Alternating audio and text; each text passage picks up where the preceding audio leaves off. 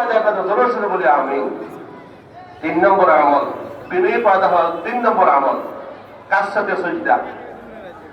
সজদা বেশি বেশি করা, নামাজ বেশি বেশি পড়া।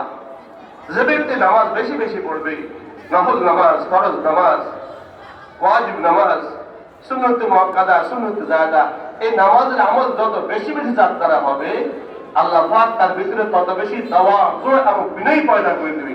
তার দিল থেকে অহংকারী রোগকে দূর করিয়ে দিবে। সুবহানাল্লাহ। দেখেন আল্লাহ পাক সুবহানাহু ওয়া তাআলা আমাদের নবীজিকে নামাজের আমল দেওয়ার জন্য যে আয়াত নাযিল করছে, আল্লাহ বলেছে সুবহানাল্লাযী আসরা বিআবদিহি, যে নবীজি গোলাম হয়ে গেছে নামাজ আনার জন্য। বুঝে গেল গোলাম হওয়া ব্যতীত নামাজি হওয়া যায় না, গোলাম হওয়া ব্যতীত সিজদাওয়ালা হওয়া যায় না।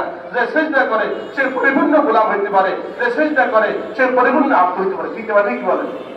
সিজদা করার সোজা কথা করে ভাই, নিজ অস্তিত্বকে বিলীন করে দেয়, অস্তিত্বকে বিলীন করিয়া দেয়, কুমারটাকে মাটির সাথে লাগাইয়া দেয়, নাকটাকে মাটির সাথে লাগাইয়া দেয়, হাতকে মাটির সাথে লাগাইয়া দেয়, হাতকে মাটির সাথে লাগাইয়া দেয়, নিজের যোগ্যতা ফেরসাদ করিয়া দেয়, শিক্ষা যোগ্যতা শেষ করিয়া দেয়, সব যোগ্যতা শেষ করিয়া দেয়, ফানা পিল্লা আল্লাহ ফানা হইয়া যায়। যখন এই পর্যায়ে পৌঁছে যাবে, আল্লাহ তাকে আব্দের মধ্যে শুমার করবে, আল্লাহর খাস গোলামের শুমার করবে, গোলামের শুমার করবে। নামাজ পড়বো তো ইনশাআল্লাহ? কারা কারা পড়বে ইনশাআল্লাহ? পড়বো তো ইনশাআল্লাহ? আল্লাহ তাআলা সবাইকে তৌফিক দান করে। লাভ হবে কি?